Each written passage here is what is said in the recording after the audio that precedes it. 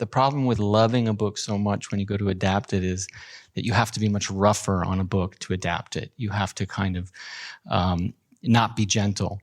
So I struggled for years to try to adapt it, and I kept the things that I loved the most about the book, and the things I loved the most was the father-daughter story. I think even before I had kids, I kind of felt a connection to how this father felt about his daughter.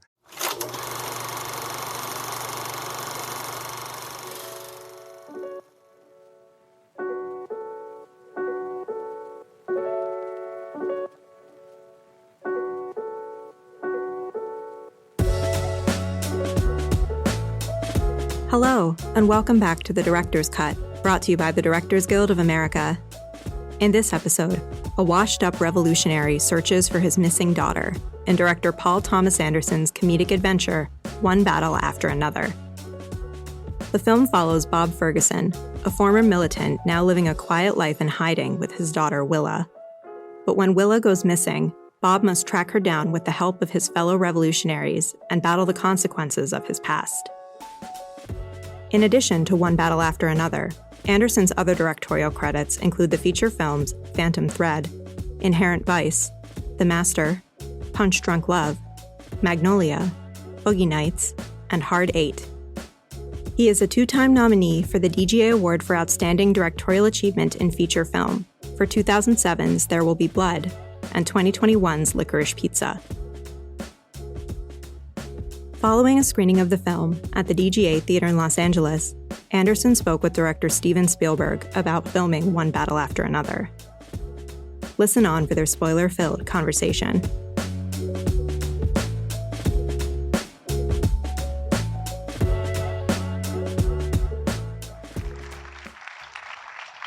Hi, Paul. Hi, Steven. So nice to be here with you, not talking about TCM. What an insane movie you made. Oh my God. There is more action in the first hour of this than every other film you've ever directed put together. Everything. It's really incredible. And I'm so curious. I have so many things to ask you, but I want to kind of go back to the beginning because this is such a concoction of things that are so bizarre and at the same time so relevant that I think have become increasingly more relevant than perhaps even when you finished the screenplay and assembled your cast and crew and began production. What was it about the Thomas Pynchon book that first sort of set you off? Well, the core of the story is a great one. It's, an ex-revolutionary ends up in the woods raising a daughter, and the past is going to come back and haunt him. There's a similar love triangle in that story as well. And I loved that book. I loved it. And I loved it so much that I thought about adapting it. But the problem with loving a book so much when you go to adapt it is that you have to be much rougher on a book to adapt it. You have to kind of not be gentle. So I struggled for years to try to adapt it. And then when I had a lot of other pieces of some other stories, and I started to combine them. And I kept the things that I loved the most about the book, and the things I loved the most was the father-daughter story. I think even before I had kids, I kind of felt a connection to how this father felt about his daughter. And it only grew and deeper and stronger as I have had kids to understand what he was writing about in that way. And I tried to take from the book what I needed and pursue my own path with it and just let it move in directions that it seemed that it wanted to go. Although I don't think our kids have actually told us at the breakfast table to fuck off, Bob. Yeah. I mean, Willa has, not only does she have a mouth on her, but she is more his mother than his daughter. And he needs a mother. Yeah, that's right. I mean, Yeah, there's a funny line, and we cut it out, and it was a bit strange that they get these Social Security numbers from a mother and son who died in childbirth, and there was a joke I thought was great, and he says, "Wait, so I'm the son and she's the mom?" You know, it never landed, but the idea was there that he's kind of foreseeing his future, and that he is clearly stuck. Yes. In the past. He's stuck in the moment that Perfidia broke his heart and left him, and is not moving forward in any way. And she's moving forward rapidly. And, you know, maybe if you have a kid and you sequester them in the woods for the first 5 or 6 years, it might be okay. They don't know any different. But as that child is blossoming and discovering her own path, at a certain point, you're just holding her hostage, you know. Exactly. Yeah. But, you know, he's like that helicopter dad, you know, that when a suitor comes to the door, his paranoia. I mean, I felt so bad for, what was his name, Bluto? Yeah. Jeez, Bluto comes to the door, this kid, obviously just a platonic friend of, right, of Chase Infinity or Willa. Yeah. And comes to the door, and he just literally threatens his life. And then he says, "Have a good time, homie." Yeah, that's right. Well, I must give credit where credit's due, is that I had heard a story about Sean Penn and his eldest daughter had a suitor come over, and while his daughter was getting ready, the kid is sitting there, and he said, "So, how you doing?" And he said, "Good." He said, "You taking my daughter out, huh?" He said, "Yes." He said, "Listen, whatever you do to her, I'm going to do that same exact thing to you when you come home. So think about how you behave out there tonight." And I thought that was a terrific line to give to Bob. No, that's great.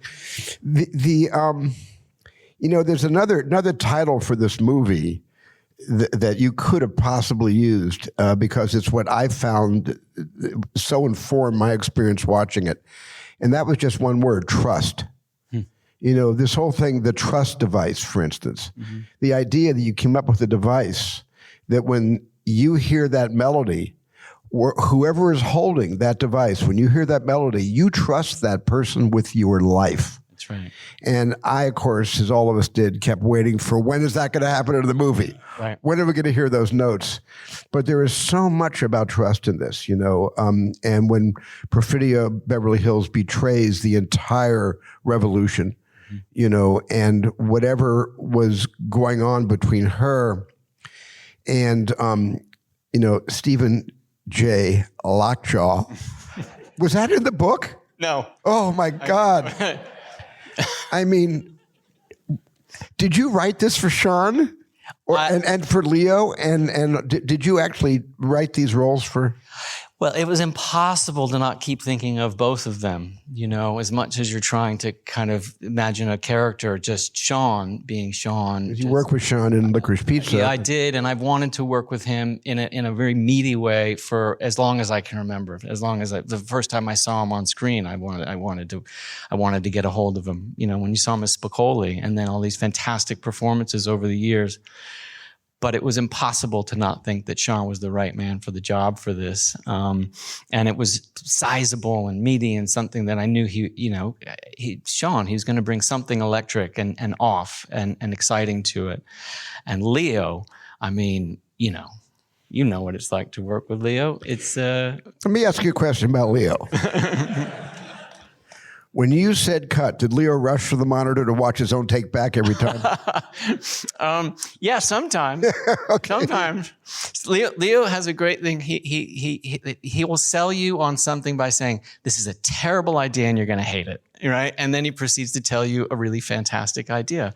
But he loves to set it up by saying, "This is a terrible idea." He always does that. He's got so many great ideas, and he would just camp out in front of the monitor when we did Catch Me together, and he would just watch it, and just watching the playback would give him the idea that he would come back with.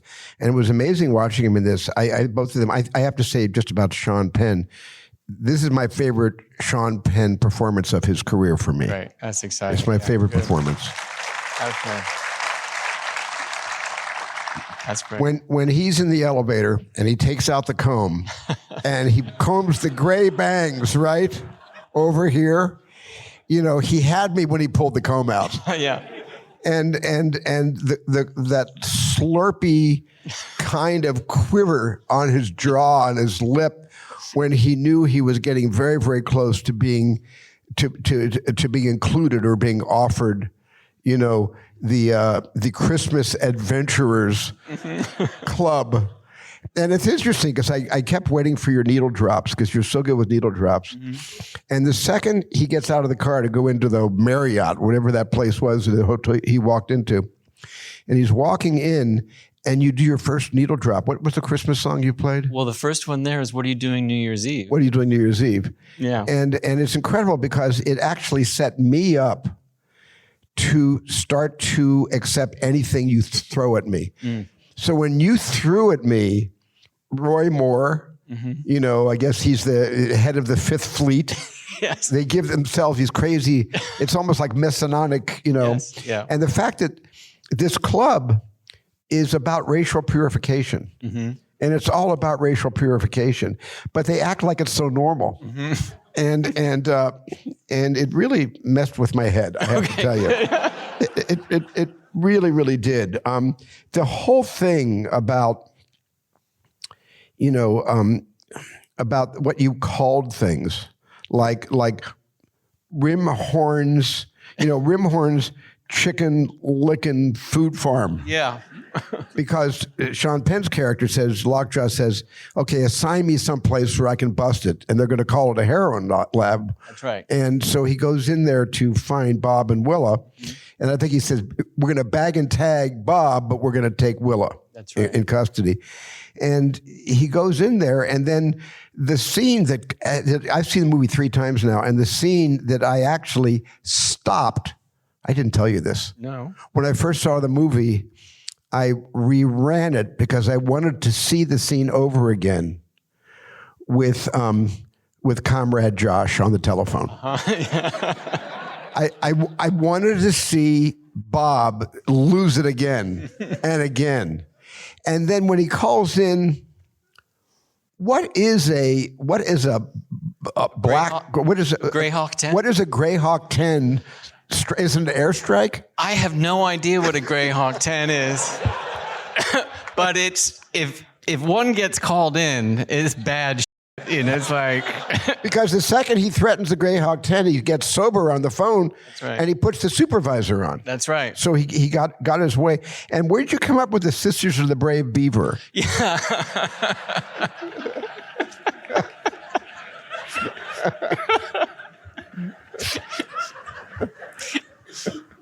The last person that asked me that question was our lead actress, very sweet Chase Infinity, who's a very young girl, and she said, "Why Sisters of the Brave Beaver?" And I said, "Well, and she's like, "No, I don't know. What do you mean?" I said, Brave Beaver. And she's like, "I still don't understand." I said, "Have you never heard the word beaver?" She's like, "No, and that's disgusting, and you should be really ashamed of yourself."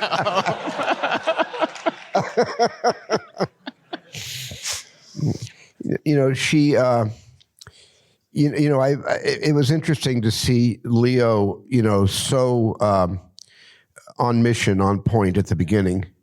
He knows about pyrotechnics. He knows about explosives. He's great at it.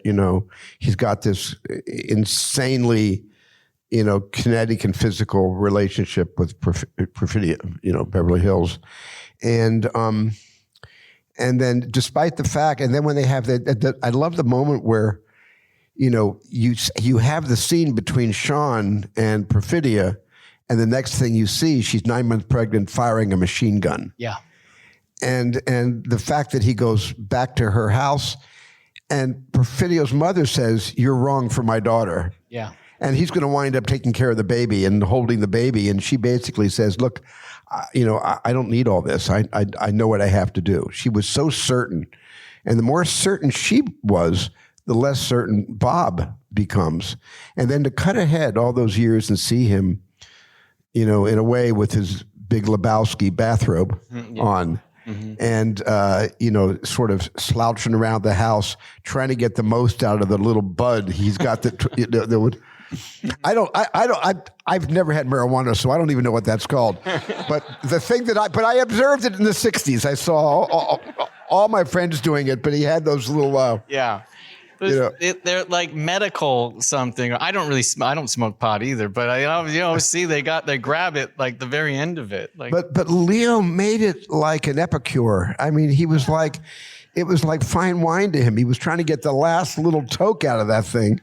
And all those little details I thought were extraordinary in Bob's character. Yeah. Every single detail. I mean, the thing that I love is when he meets, Sensei Sergio. Yeah. The brilliant Benicio del Toro. Benicio del Toro. Yeah. Who is so preternaturally calm through everything. Yeah. They're raiding into the women and men and children he's protecting. They're raiding into that. But he's got the presence of mind to tell Bob to stay off the tatami mat. Mm-hmm. Yeah, yeah. And then all Bob wants to do is recharge his phone so he can find out the rendezvous point.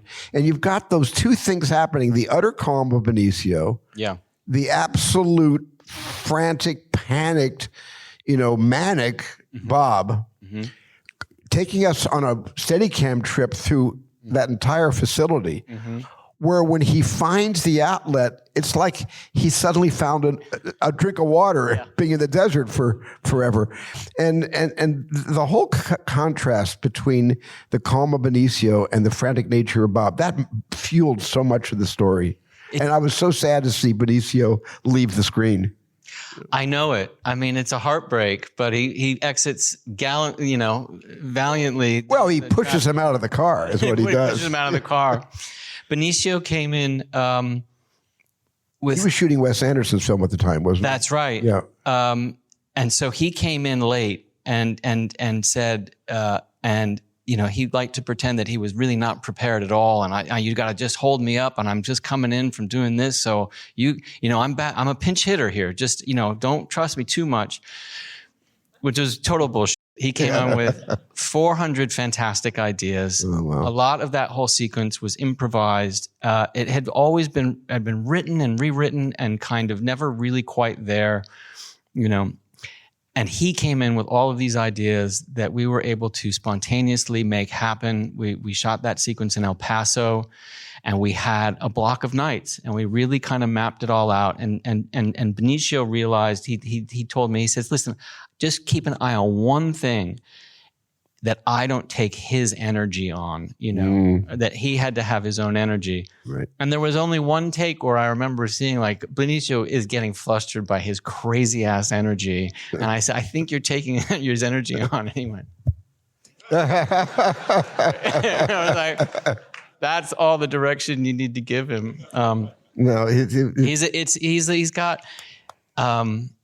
it's amazing seeing him on a big screen, isn't it? It is. It really is. I mean, he just everything he's ever been close to, he just informs it completely. I mean, I love the TV work that he's done. Yeah. Yeah. I think I believe, with Paul Dano, he did Escape at Dannemora. Yeah. That Ben Stiller brilliantly directed. Yeah. And I thought he was incredible in that. And then we had like 8 hours of Benicio, which is always nice. Never enough. He can always overstay his welcome. He will always have a welcome with us. Yeah. It is really interesting for me how I have not seen a movie that is so tonally a relative to Stanley Kubrick's Dr. Strangelove. Mm-hmm. This brings a kind of absurdist comedy taken very seriously because it's so much a reflection of what's happening today, every day throughout this country.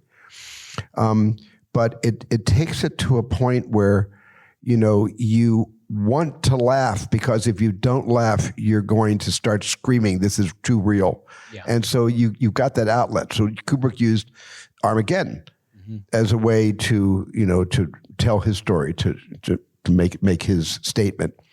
And there's something that gets us on the same edge of that kind of absurdist, I don't even know what you would call it. It's just a feeling, a tone that you take it both very seriously, but you're praying for some kind of relief, some kind of a trigger to laugh. Yeah. And I nervously laugh all the way through Dr. Strangelove, and I'm more than nervously. I had a great time laughing all the way through this, but it's interesting where you laugh here, where you allow us to laugh, and then where you shut it down. I think that when Tim is hired, you know, to go out and take out Lockjaw, and you set all these story balls in motion. You've got all these balls in motion. You know, she's got the bounty hunter after her who lets her go, which I thought was, he was a really, who's this actor? Eric Schweig, he's a terrific actor. He was, first saw him in Last of the Mohicans. Yeah. He's a terrific actor, yeah. He's so good in this. And you essentially have that ball in motion. You've got, finally, Benicio gets him a gun, which is all he was asking for. You know, Leo comes into the gym, into the studio, and he says, I need a gun. All you've got is nunchucks here, you know? And so he's got his gun, and then he's in a car, and all these cars are promising, like the Roadrunner cartoons, to meet in the middle in some huge, you know, collision. Right. And it happens, the collision, where I least expected it to happen, because you wrote such a clever moment for Willa. When does she stop the car on a blind dip to let Tim crash into it?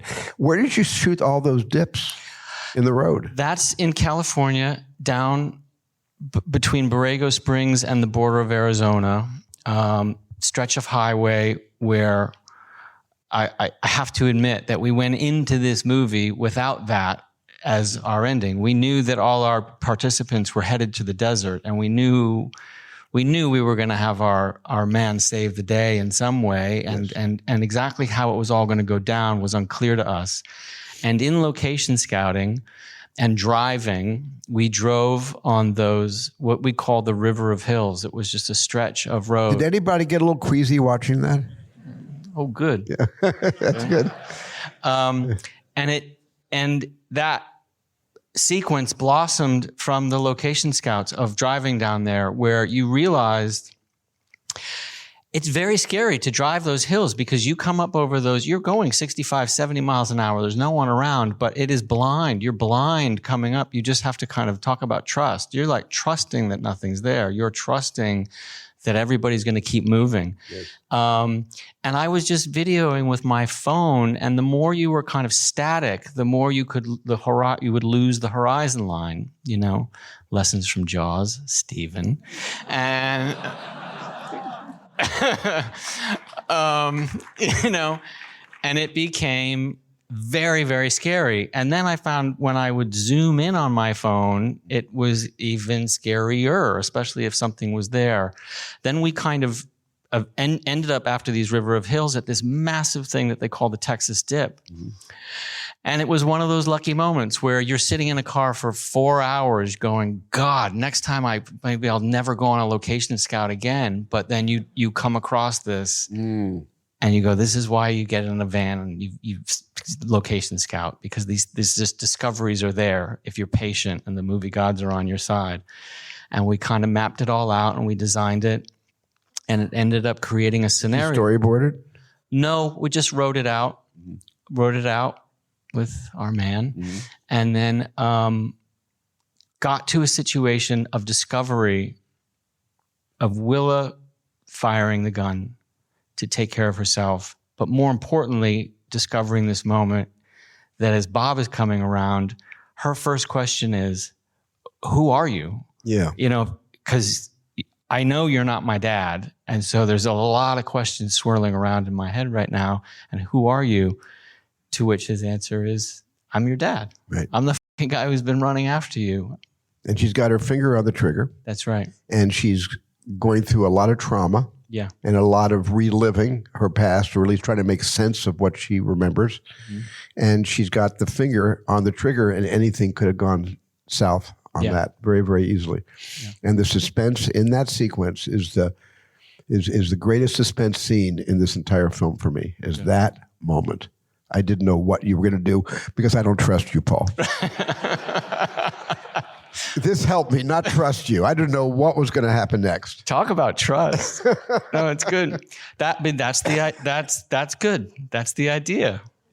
And and then the also the idea that that a person who we have shared for many years, the great late Adam Sumner, who was producer. Thank you. He produced for you, and he also AD'd while he was producing. That's right. But was Adam one of the triggers that got you to really start focusing on this story to tell? Yeah, he was. I'd been sharing it with him for a number of years, and he was always excited by it, and he was always very supportive. And I would lay it to the side, and he would always bring it back up because, as you know, anything with scope and scale was food and drink to him. Yes. That the bigger, the better, the crazier, the better.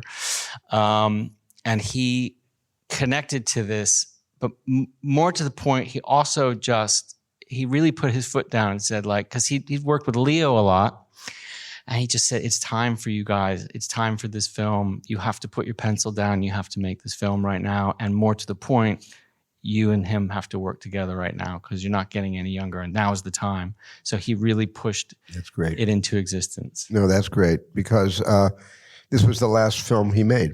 That's right. And we miss him terribly, and I didn't have him on my last picture, but he's done 14 of my films, I think about 13, 14 in a row.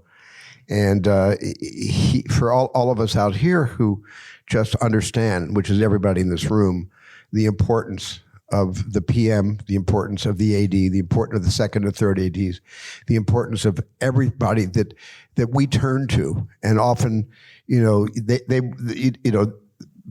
folks don't think we rely on a core support of the DGA, and I can't make my movies without them.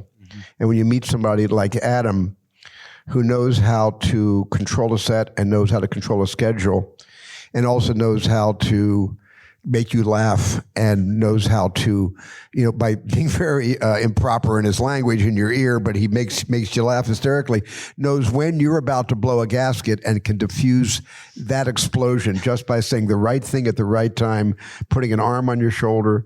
I mean, it's going to be hard for us moving forward, I think, without this guy. But I think and he was so supportive of the DGA and so completely supportive of bringing ADs up through the ranks and making sure that they all are properly, given it a chance at full careers.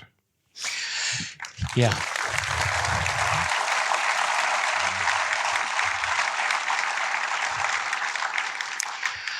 I don't know. I mean, if anybody here met him, if you didn't meet him, maybe you've heard, maybe but it's impossible to underestimate his value as he's the best filmmaker that any of us have ever met. And what I mean by that, maybe there's a great cinematographer, there's a great actor, but he knew everything about everything, and he knew how to lift the people up who needed a little lifting. He knew how to support the people who were just fine and let them get on with their work. The balance that he brought to a set and the humor. I don't really remember what it's like to make a movie without him. Yeah. I made a few before I met him. And then the first time we did it was There Will Be Blood. And we just became brothers at that point. It sort of seemed... You officiated at his wedding. That's right. I married him. And it's going to be very hard to move forward. I'm not quite sure what to do, but he got to see the majority of this film. He got to see it as he was sick. He would come to the editing room, and he got to see up until the DNA test. So he never got to see how the ending turned out, right. but he was there. He knew, and I think he was very proud of the way that it was going. He was sick as we were shooting. He got diagnosed about a month into the shoot. And I'll tell you, maybe sometimes we all go through these films and you get so consumed with what you're doing And maybe you don't pay attention to everything, or maybe you take it for granted, or you just get to the end and you go, oh my God, what just happened? One of the amazing things that happened was when we knew that he was sick and he turned up, first of all, no one complained on that set ever, because he's there coming to work every day. But I think it made all of us see every single moment of every single day. I remember all of it. I never remember all of it. I don't remember half of it half the time, but I remember every day. I remember every shot. I remember where he was, and I remember the experience. I was there for it in a way that maybe I never have been before, not on purpose, just because. And it ended up being one of the most magical experiences I've ever had. No, it couldn't have happened on a better movie, and I'm so glad that he was a figurehead in getting you to commit to production and not just going back to your 8th draft. But right. Go ahead, we'll work it out on the set. I think wonderful. The whole thing about let's, for one thing, because what a fan I am of all your movies from the very, very beginning. And you're kind of like those old time directors. I kind of think, I'd like to think of myself that way too, like Victor Fleming or Michael Curtiz, or William Wyler. They never sort of made the same movie. They made all these different subjects. David Lean was that way, and your films are that way. But it seems you never leave Tarzana. And I just need to ask, how do you do it and stay in Tarzana as long as you've stayed in Tarzana? Oh, God. I know. I mean, I'm running out I have of to say, Leo made me ask you that question. Did he really? Yes, he did. I'm already running out of oxygen on this side of the hill. I need to get back to Tarzana. I'm like... I think he just likes to say Tarzana because it sounds so dopey, Let's talk a little bit about why you committed to shoot this on the Vistavision format. I mean, we're big proponents of shooting on film on celluloid, and we both make all our movies on celluloid. But why Vistavision? Because those cameras are, they're kind of old. They're old. I'll tell you very quickly. When we were doing tests for the Master in 2011, we were messing with formats, and somebody rolled out an old Vistavision camera, Bocam, and we said, "Whoa, this is great. This is terrific." But it was a bit beat up. It was very impractical to think about making a film with it at that time. So we ended up shooting in 65mm. That was fantastic. It was great, but it always nagged at me. That Vistavision camera always nagged at me. It was very interesting. Cut to 2019, I made a kind of long form music film with Tom York. It was 3 songs, and we dusted off these cameras and we really kind of refurbished them and found ways to work with it. But it was easy because it was a music video. You didn't have to think about sound. But it was very successful results. In the meantime, I kept dreaming about doing it. It wasn't right on the last film I did. In the meantime, one of the great supporters of Vistavision is an actor that you've worked with named Giovanni Ribisi, who's a really kind of a jack of all trades and has refurbished these cameras so beautifully. Because it's one thing to get one and it's junky, maybe it'll work, but he really did an incredible job refurbishing this.